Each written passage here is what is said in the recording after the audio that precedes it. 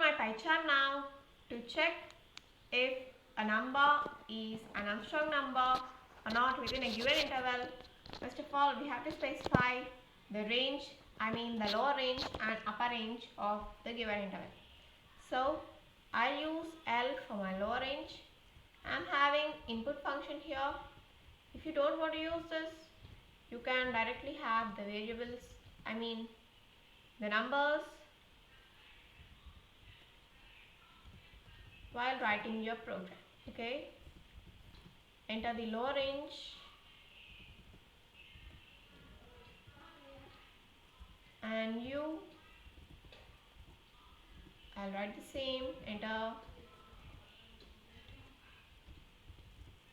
the upper range.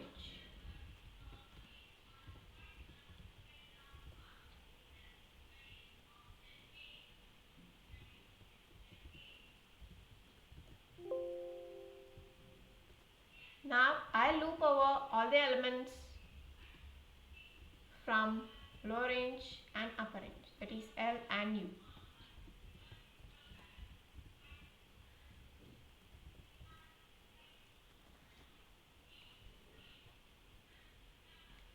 Now I'll initialize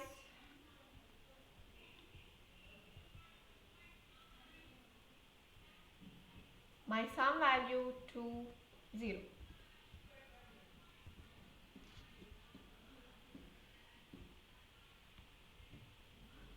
Now, before writing while loop, I'll have a temporary variable to I. Why I'm doing this is I don't want my original variable to be changed, because at last we have to check if our sum is equals to our original I or not. So now I'll use while loop here, while temp greater than 1. I'll have a variable named digit is equals to digit modulus 10. Sum.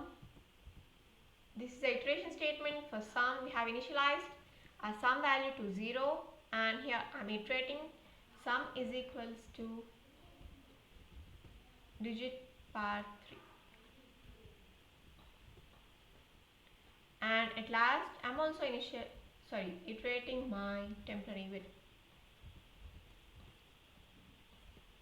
And finally, it's time to check if our original variable is equals to our sum or not. I'll print I here. Okay, now I'll run my program. It's asking me to enter the lower range and also upper range. Yeah, here I should not use temp. I haven't defined any temp digit here, so I have to use temp here.